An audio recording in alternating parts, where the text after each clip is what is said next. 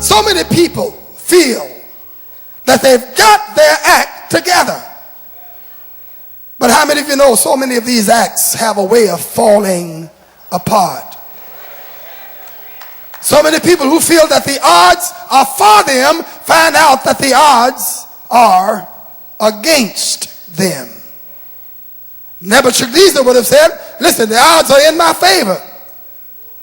I've got my act together. I've built beautiful Babylon with its hanging gardens and with its walls that are wide enough for chariots to ride at the same time along the top of the wall. Babylon is one of the wonders of the world. I'm doing fine, said Nebuchadnezzar.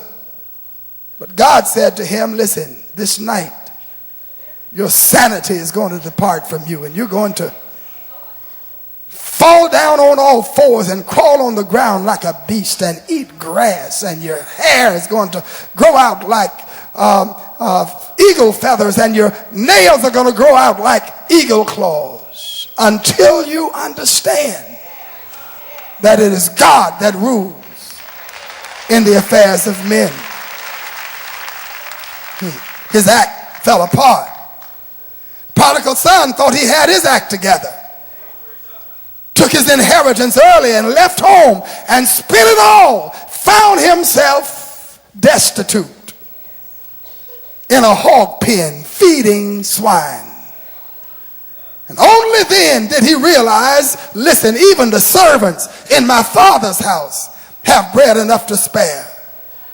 I will arise and go to my father, tell him I've messed up, my act fell apart. The rich man in the Bible thought he had his act all together. His land brought forth and crops came forth plentifully. And he said, listen, I don't know what to do. I don't have anywhere to store all this stuff I've accumulated. I'm going to build me some new barns, and there will I bestow all my goods. And then I'll say to my soul, soul, you got much goods laid up for many years. Eat, drink, and be merry. He thought he had it all together.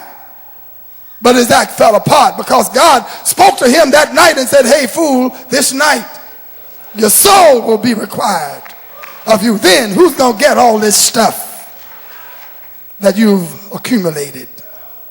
America in general, and many people in particular, must understand that when they're out of God's will, or when their objectives are not in line with the will of God, when they seek to be independent of God, the odds are overwhelmingly against them.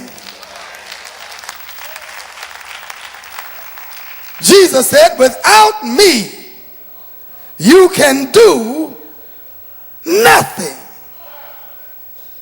Well, people are saying, well, if I can just get what I want, if I can just have what I want, then I'll be all right. But listen, let me say that most people are not going to get what they want. Life is too precarious. Life is too unpredictable. And then even when you get what you thought you wanted, there's more that you want. Always something else to want. And the appetite of man is never really satisfied. And then of those who get what they want, some of them will find out that what they wanted was not what they wanted.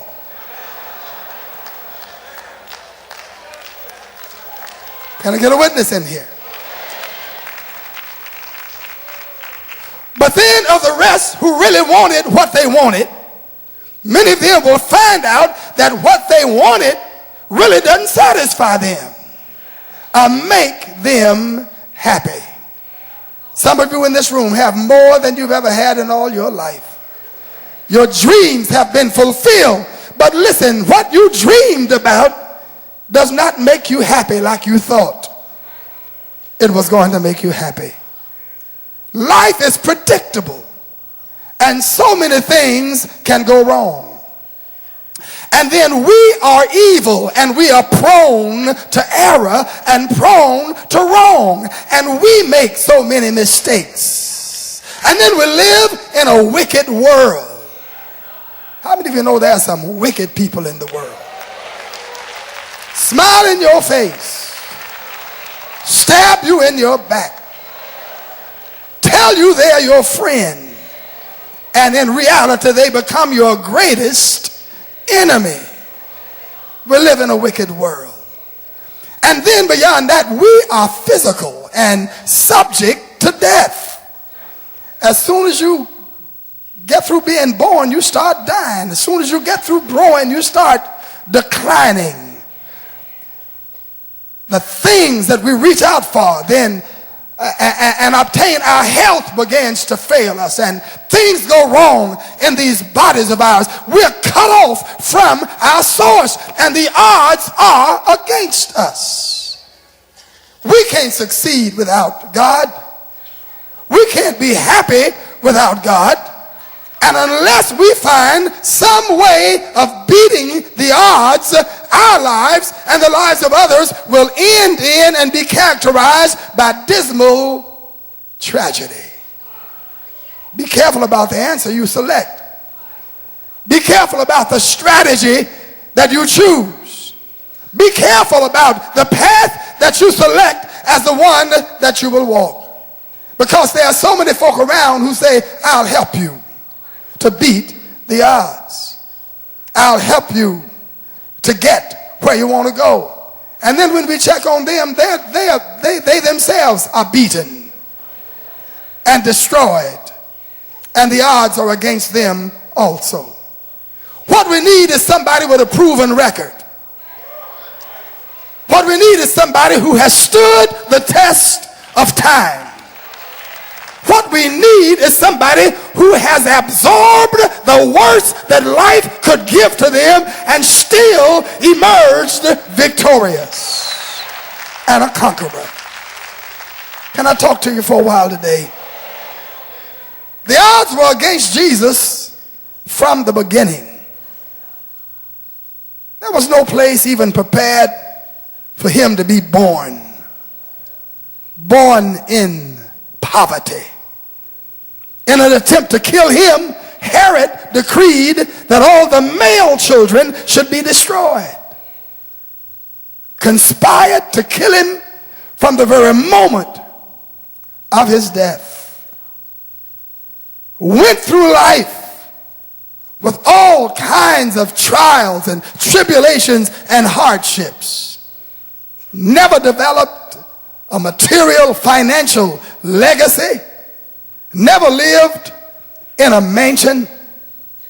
When he pursued his profession and his ministry, he was criticized and opposed. People hated him and conspired to take his life.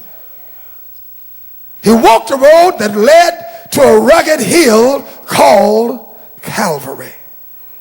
On Calvary, the challenge was issued.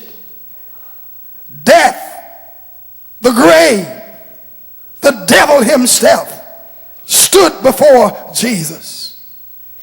The Sadducees, the Pharisees, the multitudes demanded the life of Jesus. They let criminals go that they might crucify the Son of God.